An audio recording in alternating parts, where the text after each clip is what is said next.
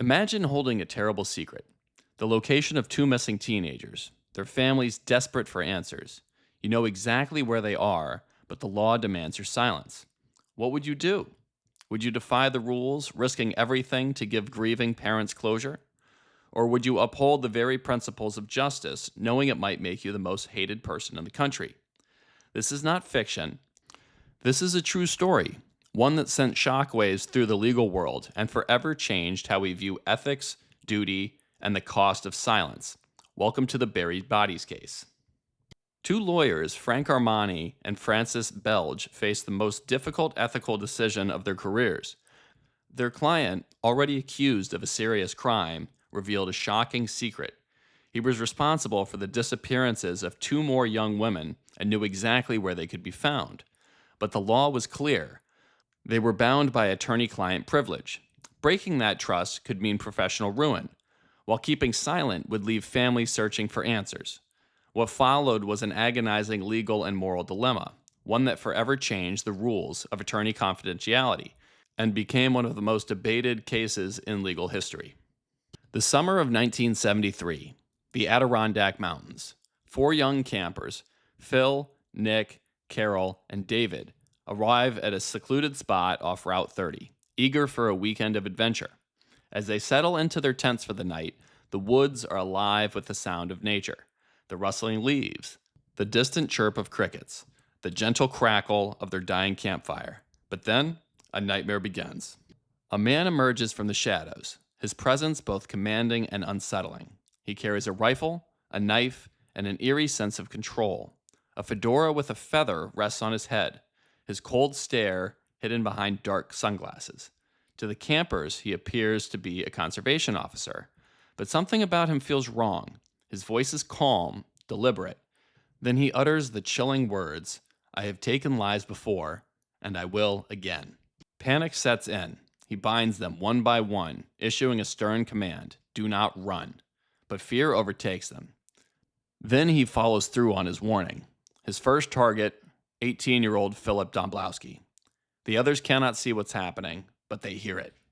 The sounds of struggle, desperate cries, then silence. The remaining campers knew that they have no time to waste. Nick sprints towards the car. Carol vanishes into the forest, but David isn't so lucky. Robert Garrow forces David into a ditch beside him, waiting, perhaps hoping, to evade capture. But help is on the way, and Garrow decides to run. The other campers have found locals, and soon the search for Garrow begins. What follows is the largest manhunt in New York State history. Hundreds of officers, bloodhounds, and helicopters comb the dense Adirondack wilderness. But Garrow is no ordinary fugitive. A seasoned survivalist, he uses the abandoned campsites left behind by terrified vacationers, eating their food, drinking their water, and slipping away before authorities can close in. Days turn into weeks, the fear spreading beyond the woods and into the towns and cities of upstate New York. Residents lock their doors. Some flee entirely. After 12 days on the run, the break finally comes.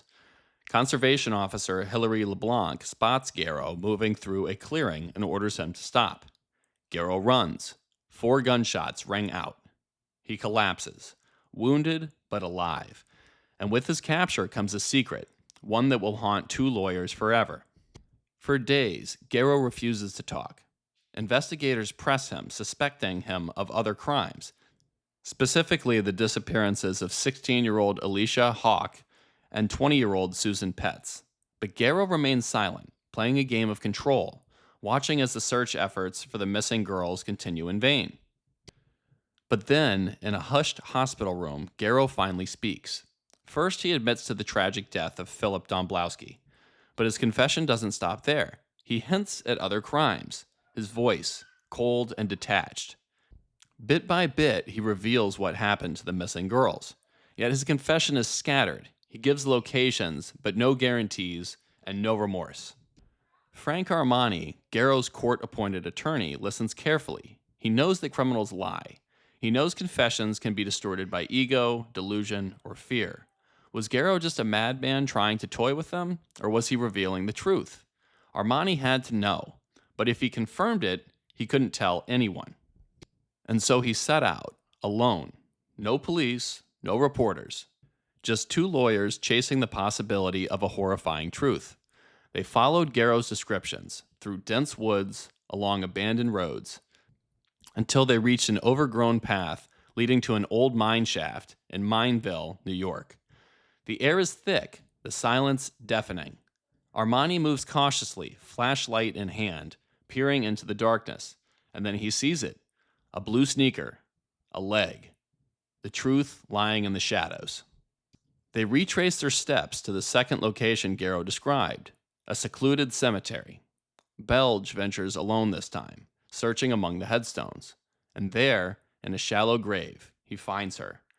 The girls weren't missing at all. They had lost their lives, just as Garrow had said. Attorney-client privilege is the foundation of the legal system. It ensures that clients can speak freely with their lawyers without fear of exposure. But at the time of the Buried Bodies case, the rules were clear. A lawyer could reveal confidential information only if a client planned to commit future crimes. Past crimes, no matter how heinous, were protected under privilege. Armani and Belge knew the location of the two missing girls, but under the law, they were bound to silence. Breaking that trust could have led to disbarment, criminal charges, and the erosion of the legal system itself. But upholding it meant keeping Garrow's secrets, at the expense of the victims' families. Now put yourself in their shoes. They had come looking for truth, and they had found it. But with that truth came an unbearable weight. The families were still searching. The police had no answers. How do you look a mother in the eye, knowing that you hold the answer to her suffering but can't speak? How do you live with yourself, knowing where the bodies are, but leaving them in the cold ground because the law demands it? This was the impossible burden that would haunt these two lawyers forever. The parents of the missing girls refused to give up. Desperate for answers, they turned to anyone who might help.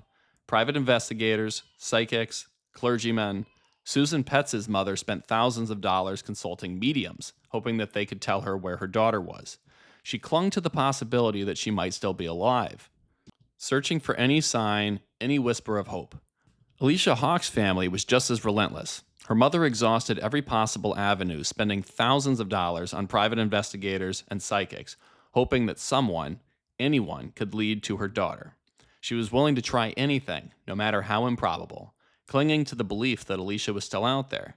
But the truth had already been spoken in a hushed hospital room, and it was locked away in the minds of two lawyers bound by duty to keep silent.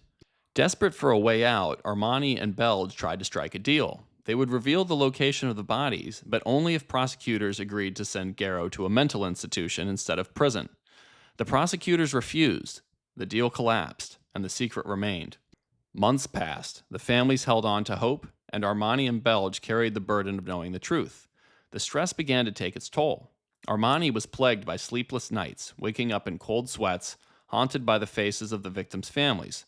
Belge, on the other hand, began distancing himself. He started drinking, and the weight of their silence was crushing them both, yet they remained bound by the law. When the bodies were finally discovered, the truth came out, and the public was horrified. Armani and Belge had known all along. The backlash was immediate and brutal. Death threats, vandalism, and their careers were in ruin. Belge fled to Florida. Armani's law practice never recovered. But this case changed everything. Public outrage over the lawyer's silence fueled a movement to amend attorney-client privilege laws. Years later, the American Bar Association revised the model rules of professional conduct, introducing an exception. Lawyers could disclose confidential information to prevent reasonably certain death or substantial bodily harm. This meant that if a case like this ever happened again, attorneys could legally reveal information to the authorities to prevent further suffering. This rule change was directly influenced by the Buried Bodies case, cementing its place in legal history. It forced the legal profession to ask, should the law protect truth or should it protect justice? And at what cost? The case gained national attention at a time when trust in lawyers was already crumbling due to the Watergate scandal. But within the legal profession, Armani and Belge became symbols of ethical duty. Their story shaped legal education and led to reforms that were greatly needed. Decades later, Armani reflected on the immense personal and professional toll of upholding confidentiality. He never wavered. "I was just doing my job," he said. "I was no hero." The buried bodies case isn't just a legal lesson, it's a moral reckoning. It forces us to ask, when does duty end and conscience begin? Should a lawyer's obligation to their client ever override the pursuit of justice? If you were in their position, what would you have done? Would you honor the law or break it for the sake of truth? Let's talk about it in the comments. This is Legends That Last. If you want more gripping stories of ethical dilemmas, high-stakes decisions, and history's most controversial moments, make sure to subscribe.